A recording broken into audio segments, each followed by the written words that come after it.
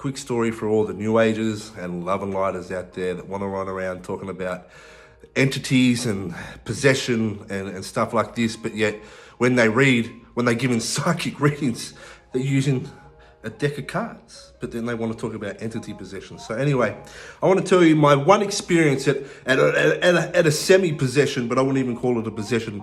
All right, so back when I first started, I used to work at Old Bus Depot Markets in Kingston, okay? So one Sunday, I woke up about 5 o'clock in the morning. I went to the toilet, like I always do, story for another time.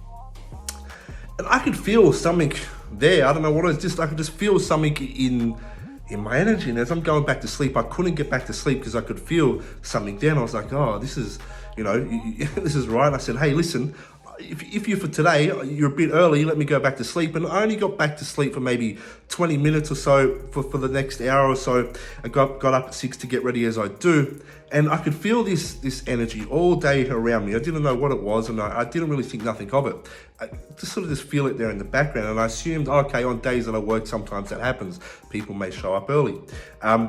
Wasn't bothered. So I do my readings that were booked in, and I was booked out till about lunchtime, and I sat there and I had no other readings. And then later in the afternoon, a couple walked through, and this man and his wife sit down, and they asked for a reading. So as I'm reading, this energy sort of really becomes pronounced, and I go, so you're the reason that I have this gentleman with me. And he's looking at me all skeptical, and I said, well, I've had this man with me. I can feel it's a man now. I said, I have this man with me, and he's been with me all morning, right? And very, very skeptical. And I go through and I start giving bits of information related, and he's like, yeah, that's right. Starting the process of validation.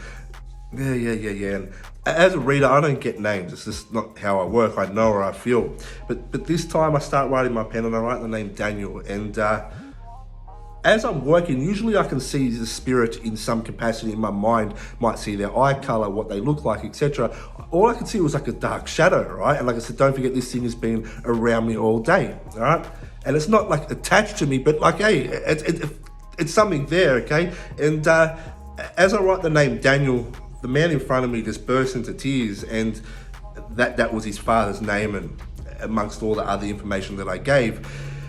And at that point in my mind, it was like one of those, like touched by an angel, like it really was.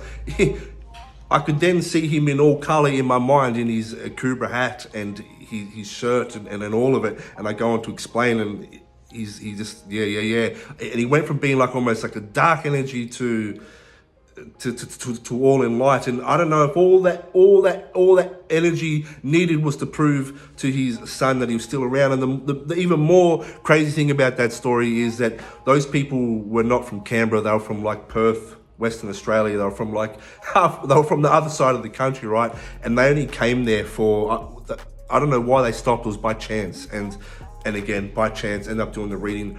Really strange. If this story ever finds you guys, I'd love to stay in touch and you can validate it for me. But yeah, anyway, strange stories. There's no such thing as entities attaching themselves to you. As much as you love and lighters would sit there and go, they're possessed and done it. No.